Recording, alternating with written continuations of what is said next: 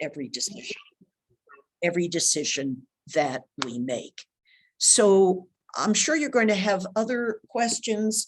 I want to just mention one other thing that I believe is important for students to be aware. I mentioned a few minutes ago that 2 of your colleagues are serving on the council that I established a year ago, the President's Diversity, Equity, and Inclusion Advisory Council. Nadira and Akira serve there, and they do bring the voice of students to bear and have a sufficient weight in that group of 35 people that we often seek out their opinions as well as wait for them to share them. But I mention this because we are as aware as any institution, given that CCBC is now a minority majority institution. We are aware as any, and I think we are doing more than many, and we intend to do much more to make sure that all students, whether they're male, female, Black, white, 16 or 62, everyone can feel as if they have a place of respect and of opportunity at the Community College of Baltimore County. So we are in the process. We've had a group of people working. Your 2 student representatives have helped to do this. We will be this coming spring, we will be rolling out to our student body a diversity climate survey that we want to use to get input from people all across our campuses, both faculty and staff in one survey and students in another. And again, I would thank your 2 student representatives who have not only served themselves, but have brought in others as well to help guide these conversations. So, I know it's probably midterm week, maybe somewhere thereabouts. And Thanksgiving is coming. And so pretty soon we're all going to get just a little bit of vacation. And as we make our way to that, I want to assure you again that I certainly, as the president, and I know the vice presidents join me in this, and our deans and so forth, we are placing the student, we continue to place the student right at the center of every decision that we make. We promise we will keep this college safe and open so that everyone can benefit from what happens here. And with that, I will step away from the microphone, let you introduce your next speaker, but I will stay present until it's time for me to leave to head over to Catonsville. So thank you for this opportunity. And look, we miss you. We miss seeing all of you walking through the campuses. We have plenty of students on site now. We're hoping in the spring we'll have even more. Okay, Akira, I'll turn it back to you. Thank you so much, Dr. Cortinez. Let's now welcome Dr. Joaquin Martinez. He is the CCBC's Provost and Vice President of Instruction. Thank you very much. Good afternoon to all. I certainly echo President Cortinez's message and sentiments. I'll be brief. I too will have to find my way to our Catonsville campus soon, but it always gives me great pride in learning about all of the wonderful work that you as student leaders are doing at CCBC, and commend you for all of your important contributions. I know that you're aware of this, but your success and the student body's success is really front and center and very important to all of us.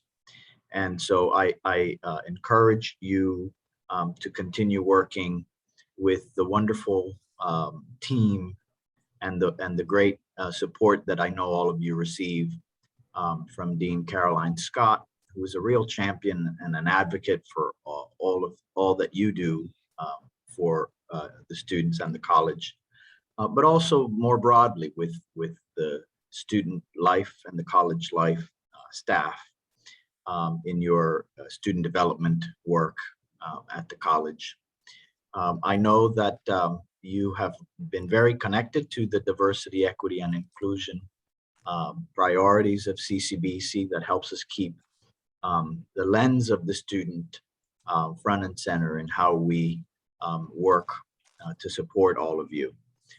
And so I commend you for doing so, and would like to take an opportunity to remind you that the student body at CCBC, in fact, is rich, diverse, complex, and really representative of the broader communities that we serve. And so I know that you work hard to ensure that you are advocating for the needs of all of the students.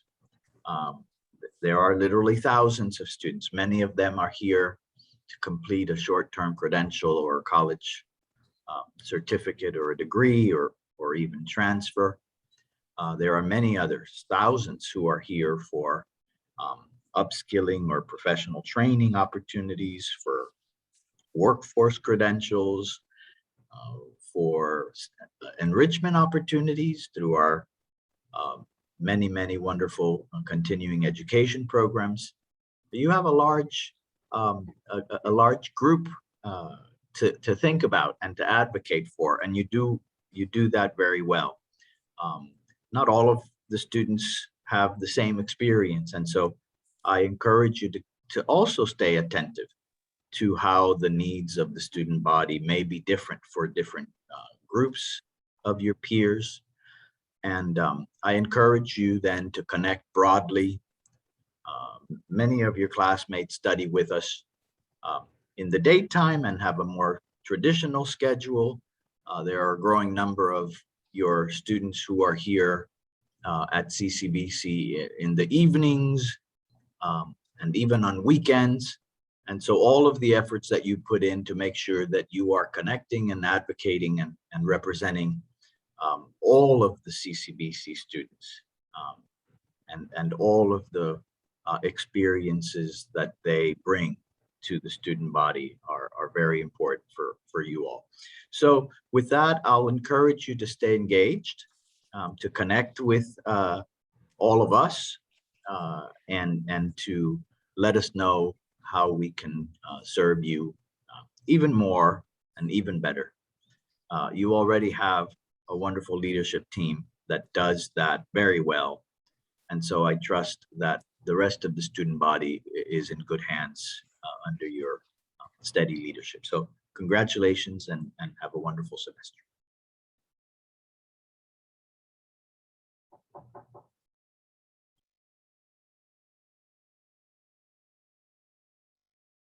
Okay, and now we're gonna go ahead and jump into the questions that were represented to SGA students. Our first questions are going to be about COVID guidelines and vaccinations. The first questions that were shared with us are, will faculty who do not vaccinate or adhere to testing be replaced mid-semester? How is that going to work? Would they be transferred to remote control, or there are consequences that come with them not being able to vaccinate or adhere to the testing? And the next question is, how will students be notified about faculty not following protocol, or is it not necessary for students to be notified? And can students drop courses without penalty, without a withdrawal, if a faculty changes? So basically, would students be excused in this kind of situation? And my colleague Amanda will be asking the next questions. Hi there. I guess we're waiting to the end to get the questions answered. Is that how? Okay. Sorry, guys. Okay, so the first one is, will there be any policies established for students to be vaccinated beyond current measures of student athletes or students in programs where the potential for COVID-19 infection would be more extensive? And I do know that it was already answered by Dr. Curtinitis, so thank you very much for that. The second question is, what communication or accommodations will be set to address students who seek to take in-person classes with only vaccinated instructors and or other vaccinated students? Moving on.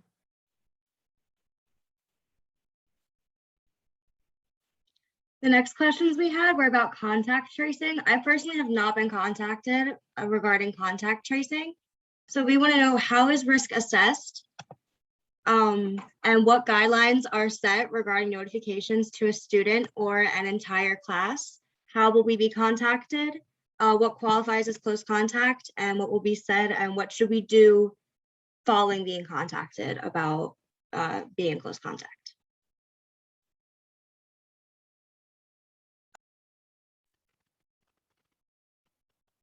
And then my questions, the last but not least of the COVID guidelines and questions. So my main focus was about student communication, about the changing guidelines, and especially about more places opening and mask mandates becoming lenient in certain places, not at CCBC, but in different places. So what communication is planned to inform students about the mandatory vaccination and or testing for faculty and staff? So is there a student communication plan in place for future notifications regarding COVID guidelines? So I know we have a couple representatives to talk about COVID guidelines and the guidelines that are set in place. So I did see a message from our lovely President Curtinitis, and also our wonderful VP, Miss Melissa Hop is on here. So hello, VP Hop, it's good to see you. Hello. I'm delighted to have the opportunity to answer a whole variety of questions about COVID. Now, I reached out to your advisors and I said, well, you know, some of these questions need some context, and could I do a quick little presentation? And Chrissy said, wow, that would be super duper. So I'm gonna try and do that real quick. I'm hoping everybody can see that. I can see it. Yes. Perfect, perfect, perfect. Okay, great. So first I want to start by clarifying that our protocols are focused on keeping us all safe. And we're going to do that based on the most recent scientific guidance. So we know then that our protocols are going to change over time as the scientists learn more about COVID, how it's transmitted, and how we can prevent and treat it. Information about CCBC's COVID protocols is shared on the CCBC website. There's a big orange banner at the top of the homepage and also in the My CCBC portal. And that those two venues are the places where we think we can get the most coverage to all students. Everybody knows that the biggest requirement this semester is that everyone is required to wear a mask inside the buildings. And there's just a minor exception if people are alone in a private office. And of course, if you're outside, no problem.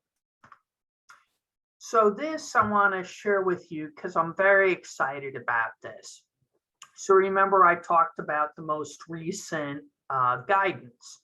Well, in over the summer, there was a study released by the CDC about the ways to prevent COVID transmission. And most effective at about 70% is wearing a mask. But the CDC also talked about a special kind of air filters, highly concentrated air filters with UV lights that kills the germs. And so what we did is we've purchased those. So they are currently being installed in all of the classrooms. And they look just like a light fixture like this with vents around the side. but that's pulling air in, sterilizing it, and sending it back. So to cover all of our classrooms, we need to install about 1,000 units. As of this morning, we have 420 installed. CCBC Essex is pretty much done. And the crews began at Catonsville this week and at Dundalk. They will continue until those two campuses are done and then move to the extension center. So I'm hopeful that by Thanksgiving, all 1,000 units are installed, because the CDC told us that if you use these air cleaners and masks, we reduce transmission and prevent it in 90% of the cases. So let's talk about what Dr. Kurtnitis shared, which is how many folks are getting COVID. And you can see this is the fall semester so far. And on average, we've had 1.8 cases of faculty and staff and 8.1 cases of students each week. So, you know, altogether an average of 10 cases per week on all, in total on all of our sites and online. So not very many, but we think it's because we continue to enforce protocols. And, I wanted to share with you that two of our positives last week were detected during testing. And you'll know last week was our first week of testing. So you asked some questions about contact tracing. Here's a picture of Kristen Lewis. She's our COVID coordinator, and she leads a team of full and part-time contact tracers. Now, those contact tracers work 7 days a week, and they reach out.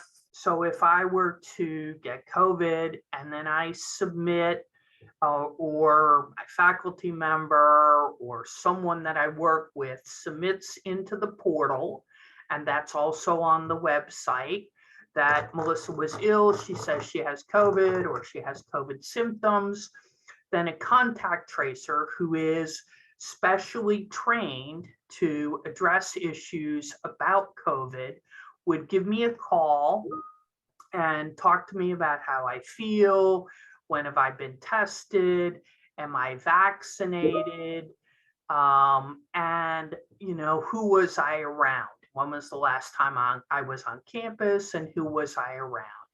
And what they're doing is they are trying to determine which of the people I was around were considered close contacts. And close contacts means I'm closer than 6 feet for 15 minutes or more. So it's not just passing somebody in the hallway. It's sitting close to them or standing close to them for 15 minutes or more. Now, I want to share with you that the way that they reach out is they will call, and they will leave a message.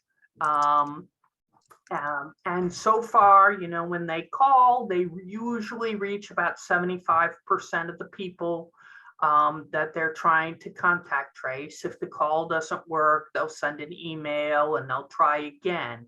But this is just a reminder that sometimes those numbers you don't recognize might be a CCBC contact tracer. And so then lastly, so if I've told the contact tracer who my close contacts are, they will then call those close contacts, let them know what's going on, ask them if they've been vaccinated. And why is that important? Because if you've been vaccinated, even if you're a close contact, you don't need to do anything unless you feel sick. Now, if you feel sick, you need to take precautions. An unvaccinated person, on the other hand, if they have been in close contact, they will need to go off campus and quarantine. So that's important, and that's what the contact tracer will do. And then lastly, in doing this, they want to be very careful to protect the personal information of people. So usually they'll send a general email to a class saying that someone in your class has tested positive.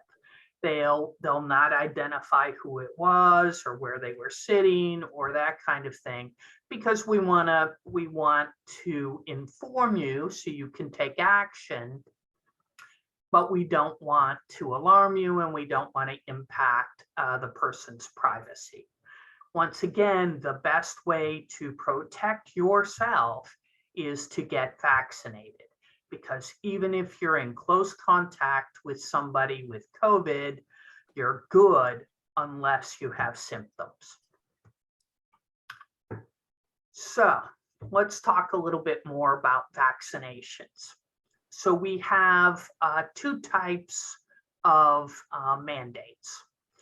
The first are those where a vaccine is required.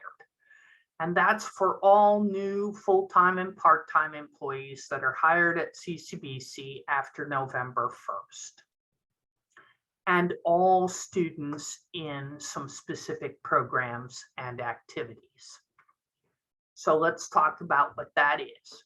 That's credit health profession students. So you're in the School of Health Profession, any program except mortuary science.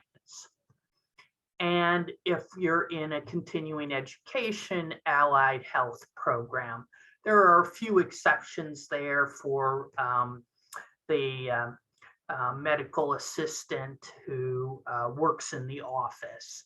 But if you're subject to this mandate, you would have already received a letter from your dean, actually back in September.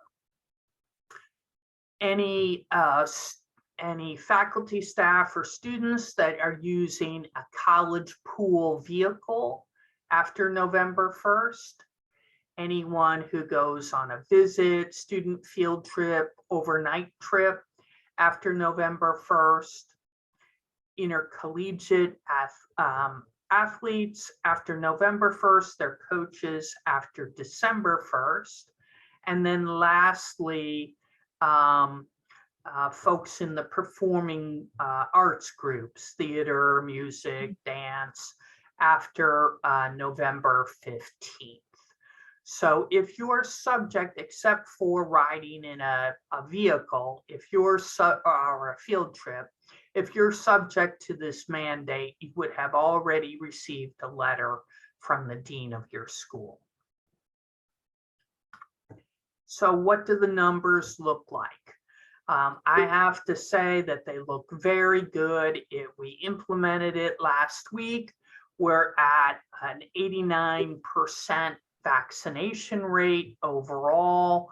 And there's still some students that got their first shot and haven't gone 2 weeks past. So we're waiting on them. A few exemptions, a few pending exemptions, and some students that we're still working with to find out their vaccination, and a group of students, about 67, are deciding what to do. They're not vaccinated and they know that there's an impact to the program or the activity that they can do, and they're deciding what to do.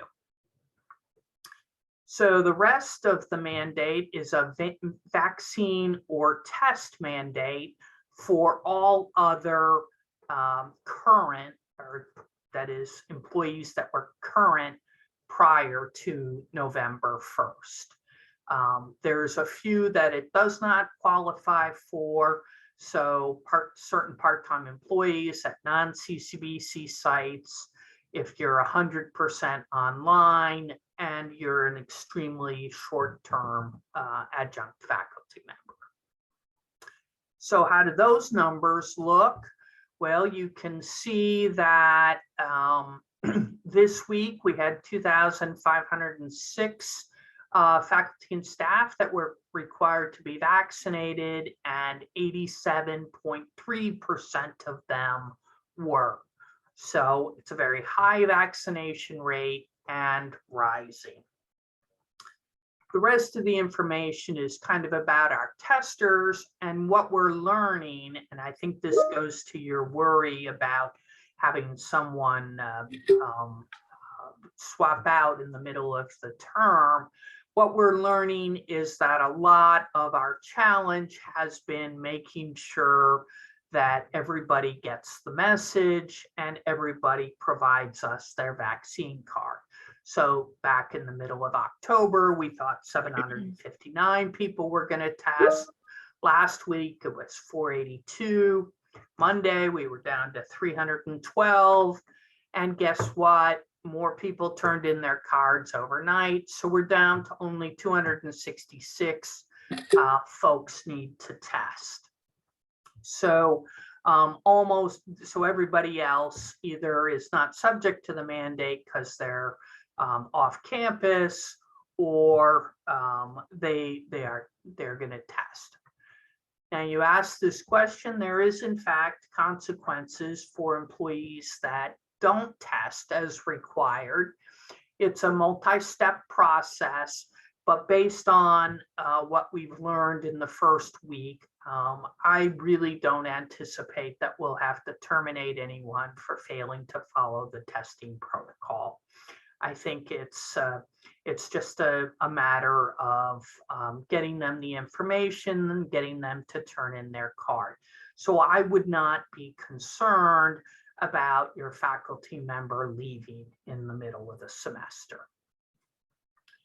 So that is kind of a quick overview of COVID and the protocols at CCBC, and I hope I answered all of your questions. Well, thank you. I'm just reading the chat. I told the SGA I would help with that. So there was some questions, VP Hop, about does this policy include the CCBC shuttle? Is that included in the pool van policy? It is not. The shuttle between campuses you can ride if you're vaccinated or unvaccinated. Oh, great. Thank you. Thank you, VP Hop. Also, thank you for your wonderful presentation and numbers. I had no idea of these large numbers, and it makes me feel so much better and safer. Absolutely. So I don't know about anybody else, I feel very safe and protected, of course, by the CCBC leadership and also being protective of us. So I think I believe you answered all questions. We did ask about 7 back to back, but that's okay. It happens. So I think we are ready to go back to our presentation. I believe my wonderful colleague Amanda is up with another wonderful question. Right? Are you ready, Amanda? I'm ready. Okay. This is not the slide. Hold on. Here we go. So for the inclement weather policy, I'm sure you probably have thought about this one, but rain, snow, sleet, or hail, classes will be canceled or pivoted to online. That is the question. Sure, I'm happy to answer that question. Which is this will be the answer. It depends on what your class is. So if your class is online, or perhaps it's hybrid and that day is online, it will continue online as usual. If your class is going to occur on site, that meaning on the campuses or for clinicals in the hospitals, then you get a snow day. It's canceled. Thank you. I like snow days. Yeah, I think I do too.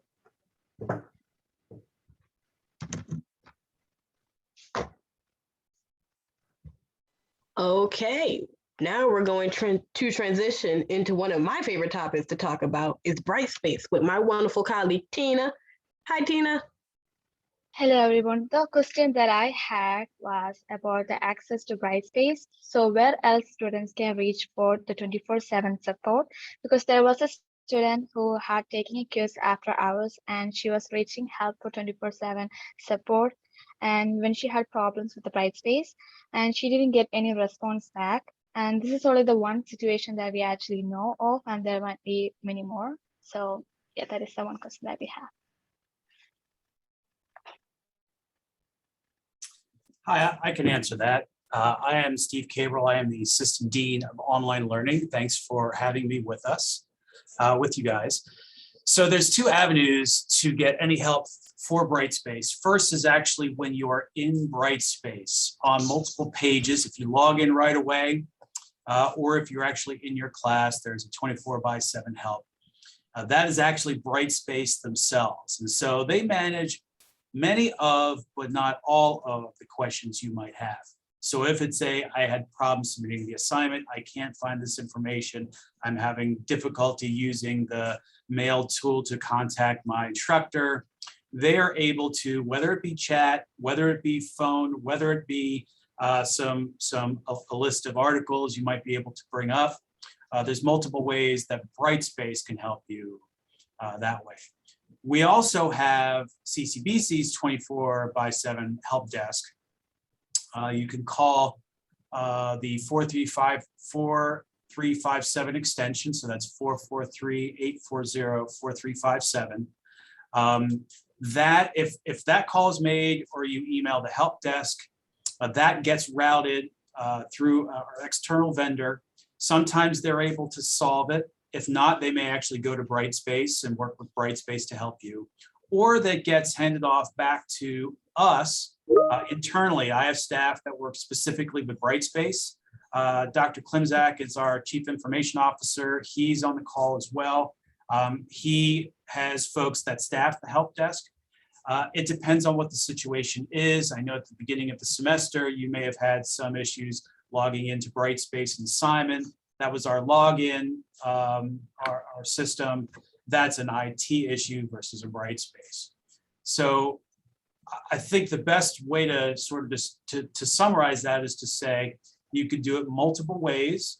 We certainly would like to hear, and I would like to hear feedback if there are challenges in getting back to students. I know as we've transitioned to Brightspace, it has opened up some different difficulties that we've experienced and resolved, but I'm sure that there's some that are out there that we don't know about. Getting to Dan or to Chrissy or your SGA leaders and getting that information to me, I'm happy to work with Dr. Klimczak, to work with my team, to work with Brightspace directly to make sure that we can find the gaps in how students and faculty are being treated and are helped. So if there's any more specific questions, I'm happy to take them. You can direct message me. I can follow up with you. I'll put my email in the chat. We certainly can find a way to assist. Awesome. Thank you for giving us that information. We will surely get that to our student population. It would be cool if it was somewhere, I'm not even sure if it is somewhere on our website, but it would be good to have all of that kind of listed out the way you just mentioned it. So we'll do our best we can to get that out. That's a great suggestion, Amanda. Thank you. I will work with Dr. Klimczak on that. Mm-hmm.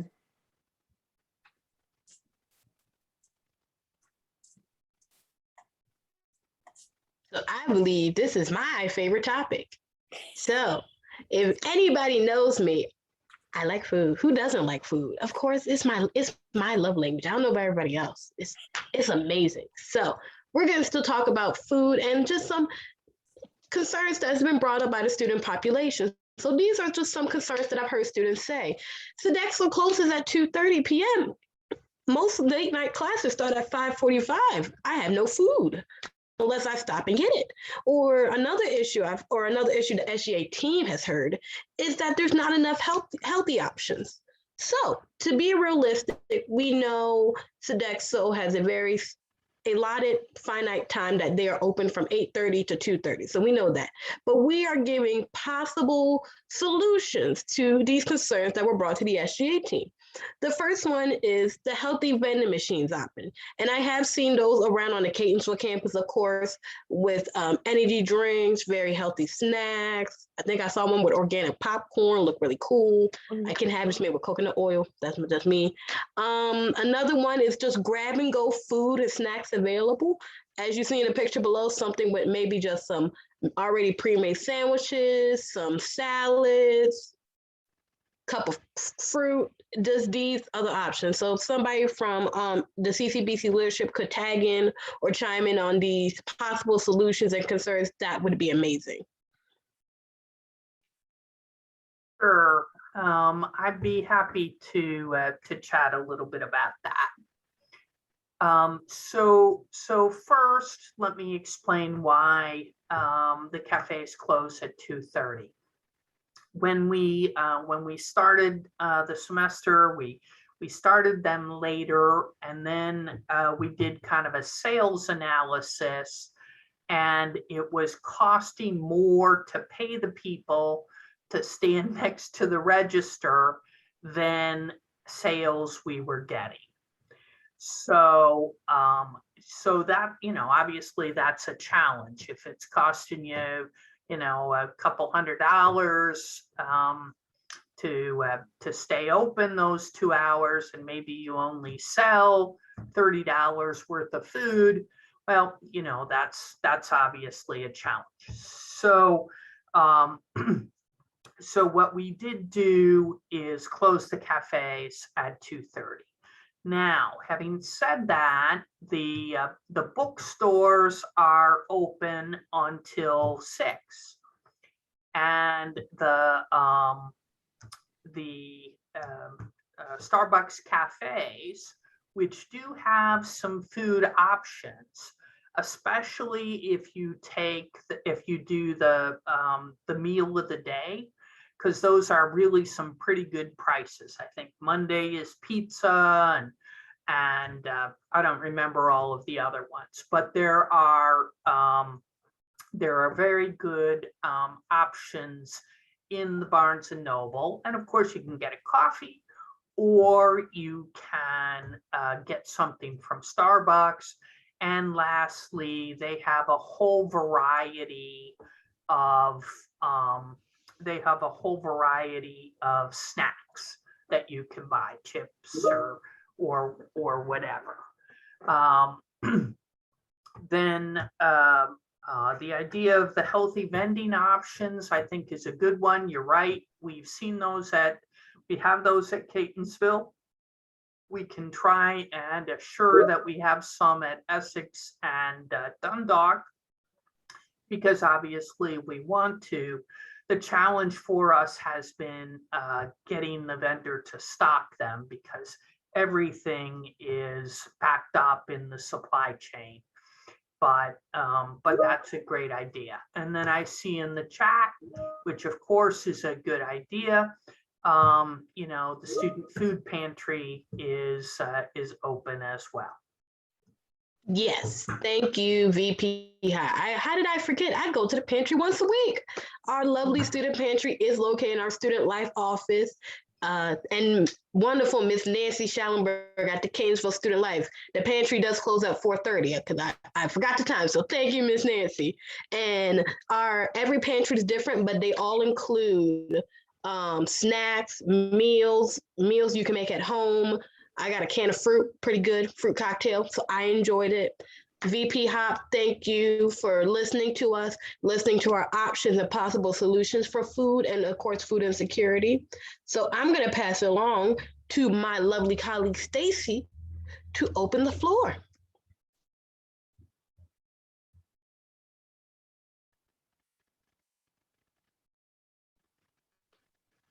There we go. It wouldn't let me unmute. Okay, we would just like this other students to have a chance to ask any questions. You could raise your hand, type in the chat. If you have any questions that we didn't cover here. I'm seeing a couple. Stacy, are you seeing them as well? I am. Chrissy and Dan, I believe, are in charge of unmuting people. Hello, can you Go hear me? ahead, Rama. Yep. Yes. Yes, hi, everyone. I just have a comment, and I would like to thank the CCBC, everyone, on the team that actually implemented those protocols for COVID. They're really helpful to protect everyone. And I feel like they have done a great job also protecting the rights of everyone too, who works here, everyone who works here and the students. So I really appreciate that. And I appreciate the Vice President when I appreciated your PowerPoint was really informative, kind of like cleared the picture for me. So thank you so much. Always can count on Rama to say the most kindest and beautiful things. I do see a comment in the chat from my colleague Indira Muhammad about what about students coming from work whose classes start at 6 p.m. So Indira, you do make a good point because by 6 p.m. the Sodexo's already closed. Catonsville has an Einstein's Brothers Bagel. I don't believe the other campuses do. So that's my special tidbit about Catonsville. The cafe, I believe, closes at 5 at Catonsville, but Indira, you can gladly unmute yourself and comment on this as well, because I could be wrong. So as a student who comes in late at night, majority of my classes don't start until 5:45, 6 o'clock. Coming from work, I get off of work at 5 p.m. By the time I'm getting off of work, all the food options except for the Barnes and Nobles are closed. And by the time I actually get to school, and if I have time, the late night cafe. Oh, I don't know about Essex. I'm only at Catonsville. But by the time I get there, they close at 6. So I'm rushing to get there before they close. And unfortunately their cafe closes at 5 because I used to go in and grab a dinner to go, but I can't do that anymore. Well, thank you, Indira, for sharing your sentiments. And VP Hop at Essex, the late night cafe is open till 6. Maybe Catonsville needs a late Cardinal, because I know our mascot is a Cardinal, a late bird cafe. A late Cardinal cafe. Yeah, late Cardinal, Yeah, but we'll have to think about that. The challenge is to have a venue that doesn't require a lot of people to staff it. Understand. Learn something new every day about all my other campuses. Doctor, if I say your name wrong, please correct me. Kim Kazak. I might be wrong. If I'm close enough, I'll take the credits. If I'm not, I do apologize. I think you did great, Dr. Klimzak. Klimzak, okay. I added an extra syllable, but that's okay. Thank you for your information about when we called the help desk. It would be press 1 for Brightspace, and the second option would be about logging into CCBC Simon and email for press 2. So I do enjoy that. I do see a comment in here. T. Jones 2 at Dundalk. We have healthy food options in the vending machines in the Roy and Staten building and in the MASH. That is our campus director, Miss Tanya Jones, on the Dundalk campus. Well, hello, Miss Jones, the campus director. It's nice to see you or hear from you virtually, so thank you. So if you're at Dundalk, she's just giving you the locations. Go visit the healthy vending machines, get a smoothie. Happiness Court, I see your hand is raised. Would you like to unmute and say your question? Yes, hi, hello, hi everybody. My question was, so I know that with the money that every club received from SGA, I was told that we weren't allowed to do no transportation for this year, right, with the money. And I was wondering, okay, how about next year? If we don't use the money for this year, how about transportation next year? Because I know that study abroad, they're traveling out of Maryland. So I was wondering, like, for any other club, would that also be allowed to use money for field trips or something like that? Oh, well, thank you. Oh. And you ask a great question, and I know our Director of Student Life, Delhagen Rhodes, and I believe our Dean, Caroline Scott, were on here. So I'm going to see if I can get one of them to unmute to talk about travel from a student life perspective.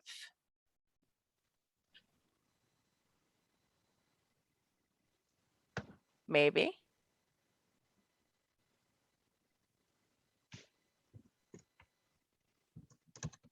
Or maybe not. I'm unmuted. I think I'm unmuted. There you are. There you are, Del. I'm Okay. so sorry. I've gotten 3 phone calls during the course of this, so I apologize. How may I help everyone? So Del, the question was in regards to clubs and organizations traveling.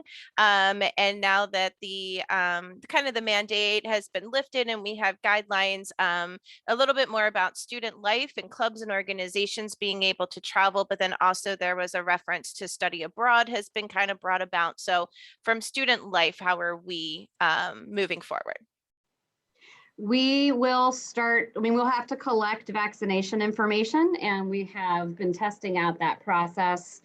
And we look forward to getting some travel going in the spring.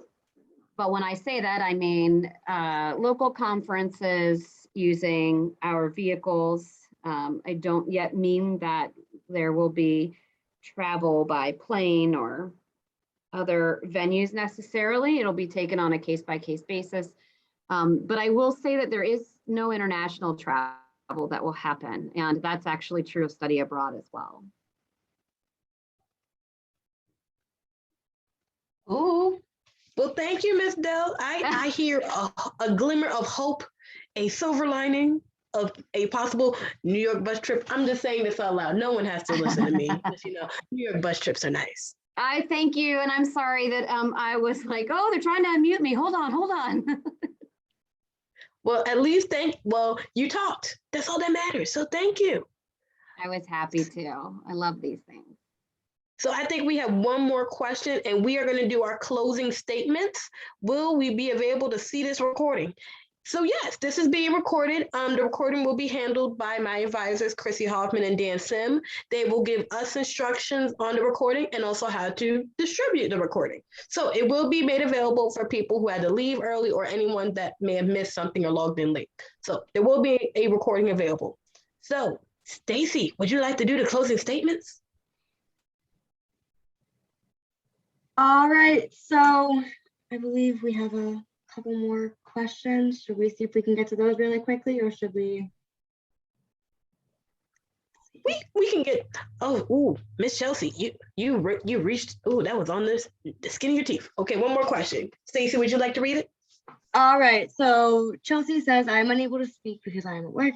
Are there resources for students who need testing centers but are unable to have insurance to cover this? So Miss Chelsea, when you say testing, do you mean like a testing for a grade or like vaccination testing? COVID testing? I'm gonna go with maybe COVID. COVID, I'm gonna go with COVID. Like an academic test or a COVID test? So accommodations for testing. So I think again goes back to what we said. Is it for like a grade or is it for vaccination? Because those are two. Grade. Okay. That works out. Thank you, Miss Chelsea. So will there be accommodations made for the testing center is what I heard.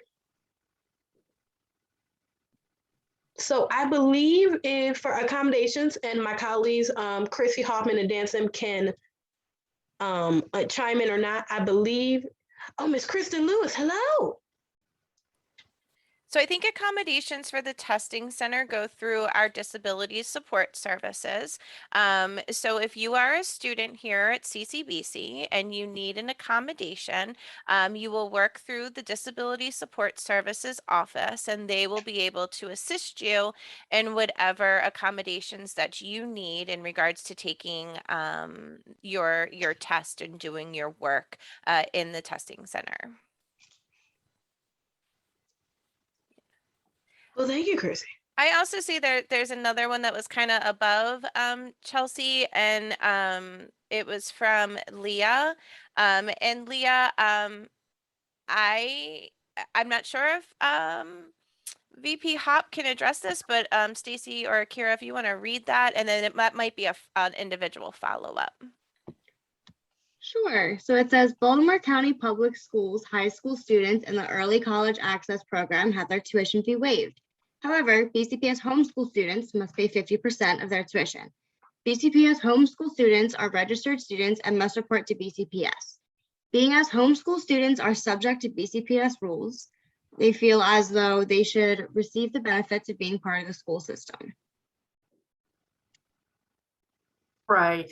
So let me tell you what's happening there. CCBC offers a 50% discount to anyone who's in high school taking a class at CCBC.